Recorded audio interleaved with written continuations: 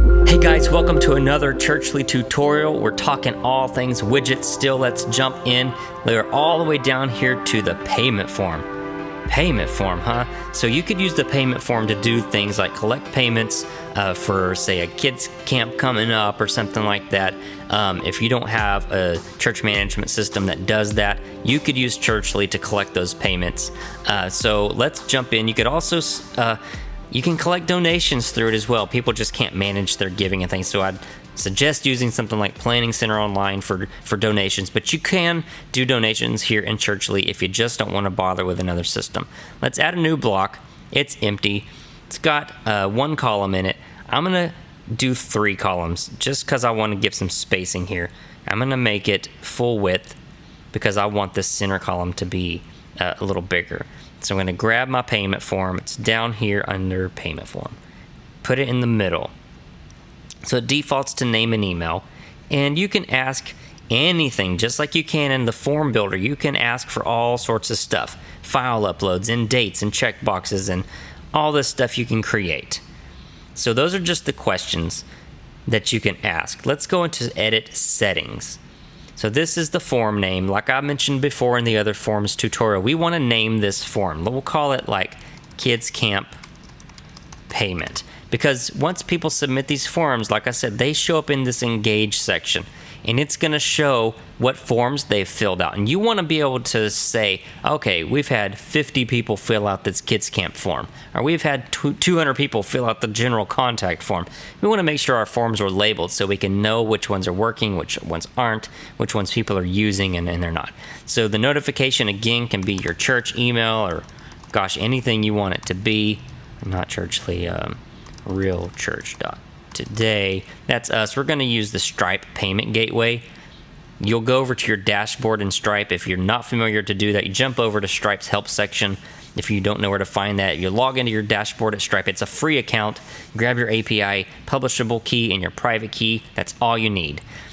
You can say, so if this is camp and camp costs $200, you're going to say 200. Okay? Camp costs $200. And it's United States dollars, yes. Or you can say that they should be able to enter their own amount. So this could be used for donations, and they could enter their own amount of, say, $10 or 5,000 or whatever. 5,000 is a good number. You can show a message, thanks for registering for Kids Camp, look for a confirmation email, something like that, or you could say thank you for your donation.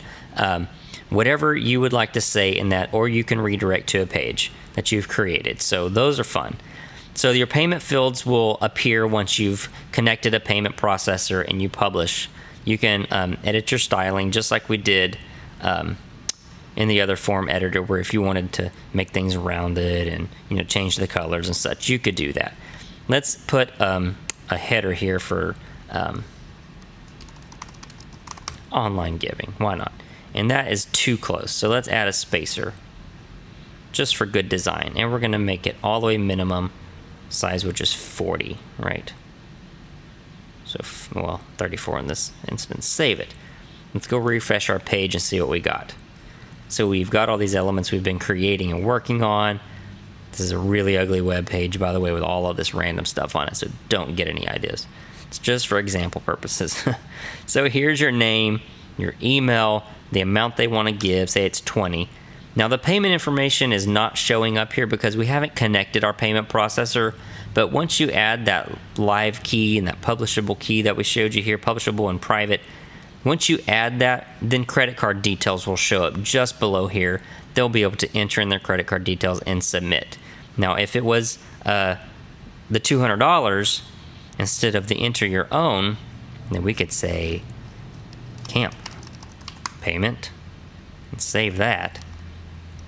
Let's refresh and see what we've got. So now we got camp payment, and we know it's $200. That will show up in this payment setting area once we get the card details connected, the processor like Stripe connected. So don't worry about it not showing up here. It will show up once you add those two.